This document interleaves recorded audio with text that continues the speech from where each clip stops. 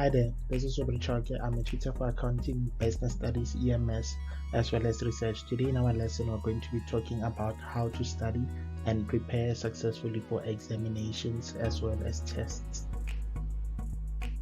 So I'm going to be sharing more than 12 tips that you can use to be able to study and prepare for examinations successfully. And I hope that at the end of the day, some of these tips or all of them will work for you. Now, the first tip that we have to talk about is having a positive attitude about studying.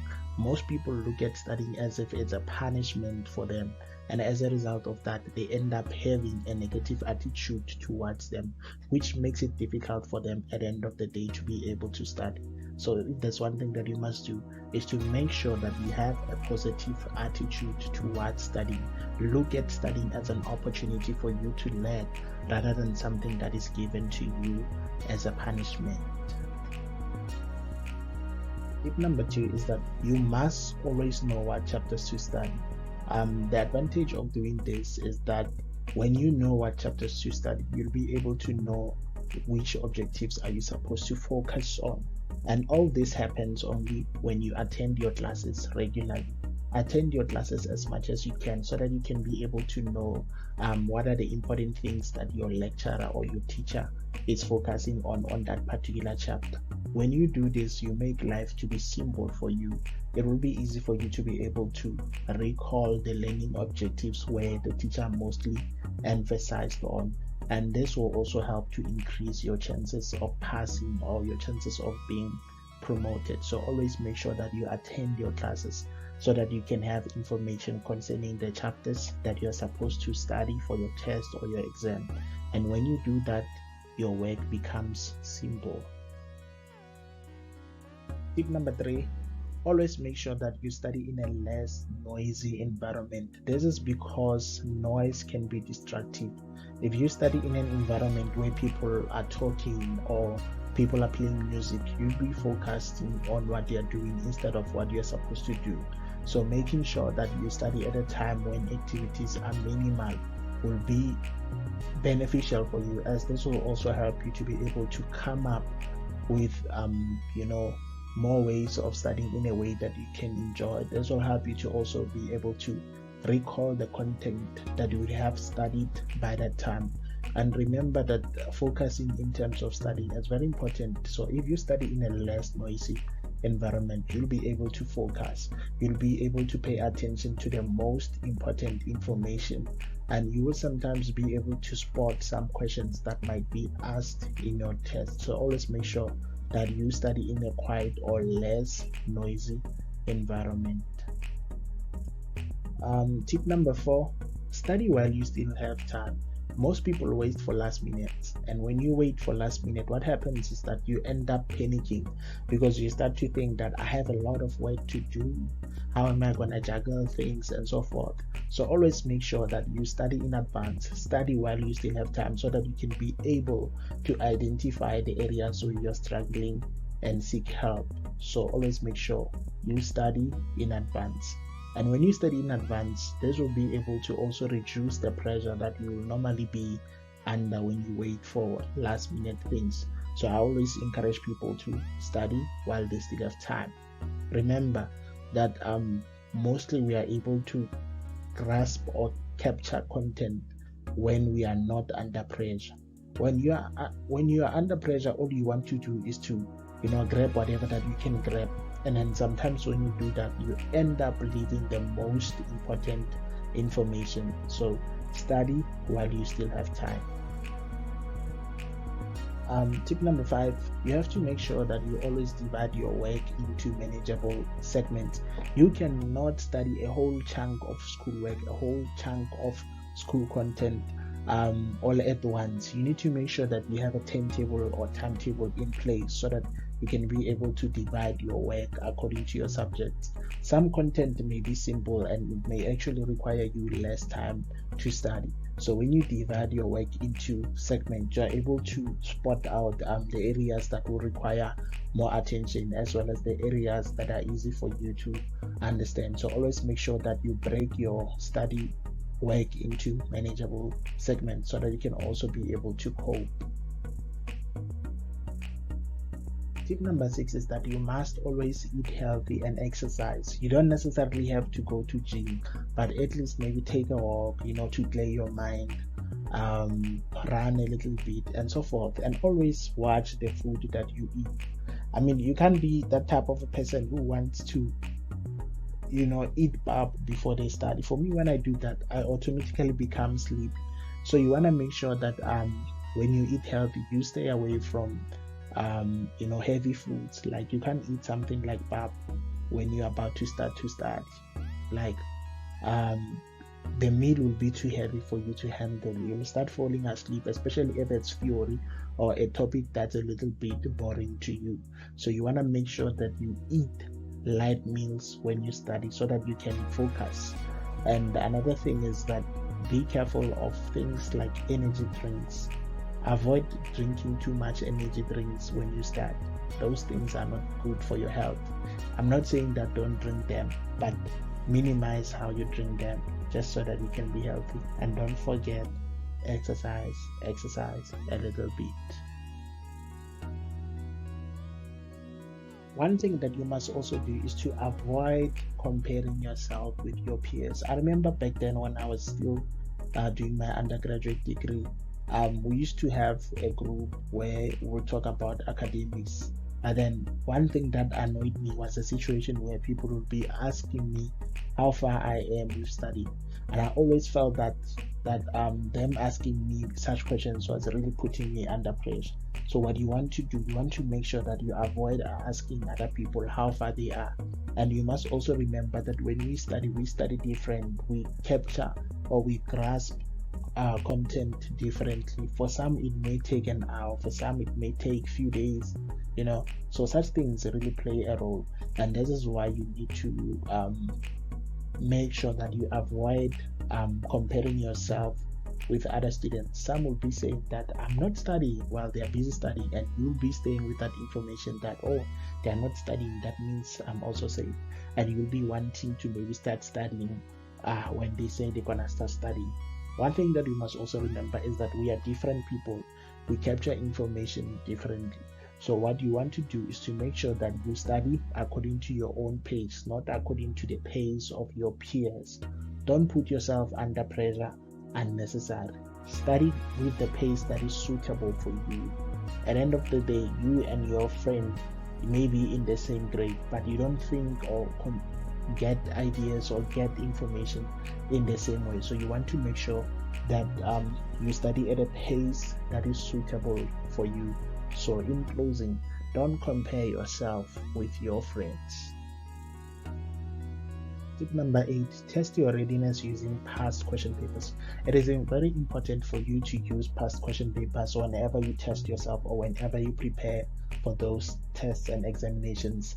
This is beneficial because it will give you an idea in terms of knowing how examiners phrase questions, what type of questions do they like to ask, and maybe in terms of the time duration, how long is that test, and then each question, how much time is allocated for theory questions and for calculation questions and so forth. So when you use past question papers, you go into your exam or your test having an idea of what to expect.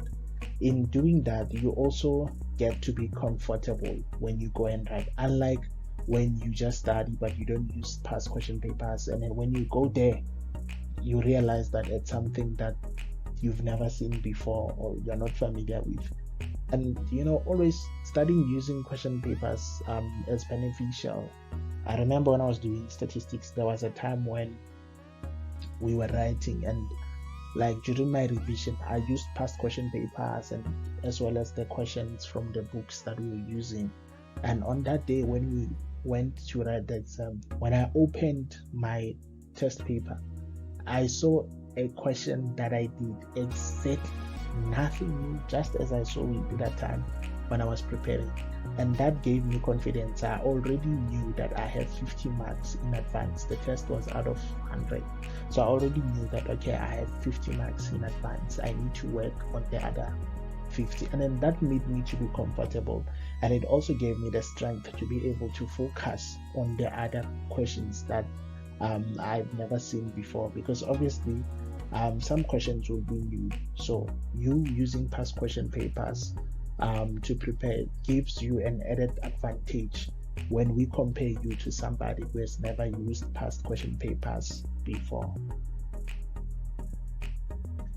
Another thing that you must normalize is studying in groups. Studying in groups is so beneficial. This is because you are able to learn from other students. You are able to get different perspectives. I remember when I was doing accounting, there was this lady called Kitchens, and we used to study accounting together, and then we would share perspectives. And the more you get to share perspectives with other students, the more you get to understand the content more comfortably. So studying in groups is beneficial. Remember, when you study in groups, you also get an opportunity where a peer can explain to you in an easy way that you can understand, unlike when it is just you relying on your lecturer or your teacher. So studying in groups is beneficial. And then one thing also that you need to remember is that when you study alone and you find out that this question is difficult, it's so easy for you to quit and give up.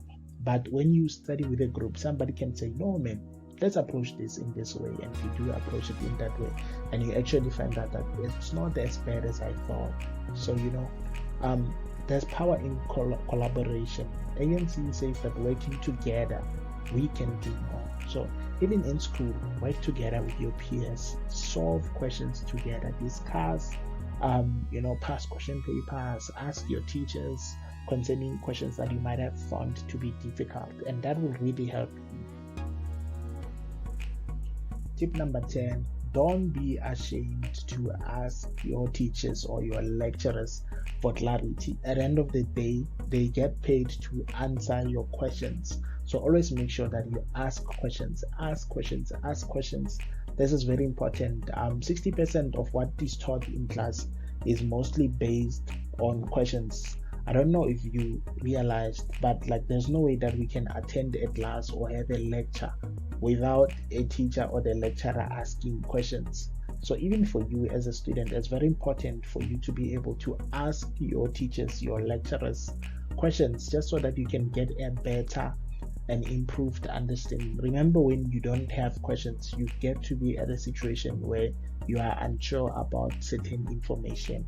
But when you ask questions, you get to have an opportunity to be in the light. You get an opportunity to have that confidence to say, okay, this is right, this is how I'm actually supposed to do it. And that gives you confidence. So as a student or as a learner, you want to make sure that asking questions is one of your favorite duties. So always make sure that you ask questions, and you don't necessarily always have to ask from your lecturers or your teachers. You can also ask from your fellow students. Some of them may be understanding those particular concepts more better, and then sometimes you can also ask questions from your tutors, the people who are paid to help you with your schoolwork.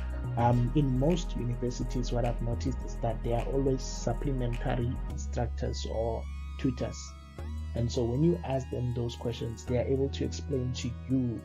Remember, these people, they have more knowledge than you. They have done this module before, so it becomes easy for them to explain to you because they are explaining to you something that they know and something that they are familiar with. So don't be ashamed to ask questions. Tip number 11, get yourself a tutor. Get yourself somebody like me to explain concepts to you in such a way that you can understand. Remember, tutors have an advantage because they have done the course before. So this means that they have more knowledge than you. So you asking them, it's actually beneficial for you because they may sometimes explain things to you in such a way that when you go and write your test, you find out that the information is still the same. So having a tutor, getting yourself a tutor, that's very important. You always need somebody that you can relate to, somebody that you can feel free to ask questions without being scared, without being ashamed. And remember that tutors like myself, for example, we are very advanced now. We don't have to be in one place for me to be able to assist you. So get yourself a tutor, have that online session, discuss those questions, give your tutor feedback based on the things that he or she helped you with, and then from there you'll be good to go. Tutors are very important. Even when it comes to examinations, they are able to guide you in terms of where you should mostly focus, in terms of how you should also approach or answer certain questions. So getting a tutor will be beneficial for you. Don't forget, tutors are people who have done the course before you, and so they know a little bit much more than you, so they come with a competitive advantage. It's like, think of it in this way, where hokwala test that's how tutors are beneficial to you. When you are studying with them and they are showing you what you're supposed to know, they give you that advantage. You go there in your examination room or your test room having an idea of what to expect, of the kind of questions that might be asked. So be careful. Make sure that you get yourself a tutor. The last tip that I want to give you is that you should always make sure that you get enough rest, or robala enough, sleep enough hours. Most people do the mistakes of cross-nighting, and then they will be cross-nighting in such a way that they are cross-nighting in consecutive days.